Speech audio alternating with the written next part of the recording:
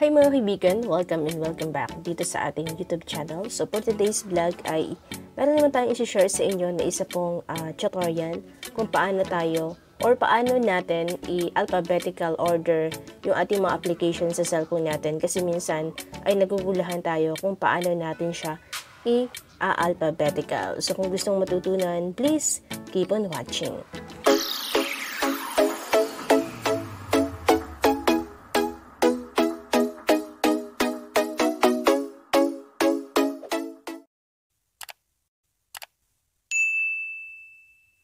Okay, so start na tayo sa ating tutorial mga kaibigan. So napakadali lang ng tutorial na to at ilang minuto lang to, okay?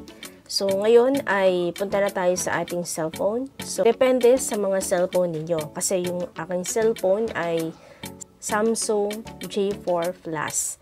Okay, so napaka-basic lang yung sa aking cellphone. So ang gagawin natin, kung may makikita po kayong tatlong dot dito po sa taas, ayan. Makikita po ninyo yan. Click po natin yan. Tapos, i-click naman po natin itong sort. Okay? Ayan. So, once na i-click na po natin yan dyan, makikita po natin yung difference ng ating mga applications dito sa cellphone natin. Kung makikita natin dito sa aking cellphone ay iba-iba yung mga application kung saan po natin makikita yan. Kung baga, hindi sila magkasunod-sunod according doon sa kanilang alphabetical. Okay? So, ang gagawin natin ngayon ay kailangan natin siyang i-alphabetical para hindi tayo mahirapan na maghanap, halimbawa, Messenger, Facebook, o kung ano man, saan sila naka-line. Okay? So, mas maganda naka-alphabetical yung ating mga applications para once na nagbukas tayo ng cellphone natin ay ma-identify agad natin kung saan or sino yung sinusundan ng application na ito. So, click natin to. Ayan. Click natin itong tatlong dot na to. Ayan. Makikita po natin. Click po natin yung tatlong dot. Tapos, i-click naman natin ito. Ayan. So, kung makikita natin dito, meron siyang dalawang option. Itong custom order at itong alphabetical order.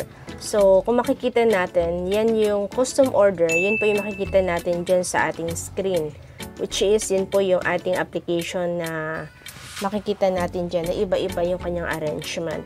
Once na ito ho ay i-click ho natin yan, magkakaroon siya ng pagbabago. Kung makikita po natin, medyo nagkakagulo-gulo yung aking application dyan. Once na na-click po natin yan, ay ito po yung pinagkaiba. Okay? So, itong pinagkaiba. Ito, yung messenger at saka yung message ay magkasama na po sila. Hindi na tayo mahihirapan. So, naka-arrange na siya according doon sa alphabetical, halimbawa Lazada, Facebook Lite or Lite, tapos itong phone, Pixelab, Play Store. So, hindi na tayo mahihirapan. So, ganun lang po kadali kung paano natin siya i-alphabetical yung ating application sa cellphone natin.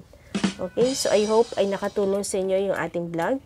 At kung nakatulong man sa inyo, please don't forget to click the subscribe button and notification bell for more videos update. Thank you so much. See you on next vlog.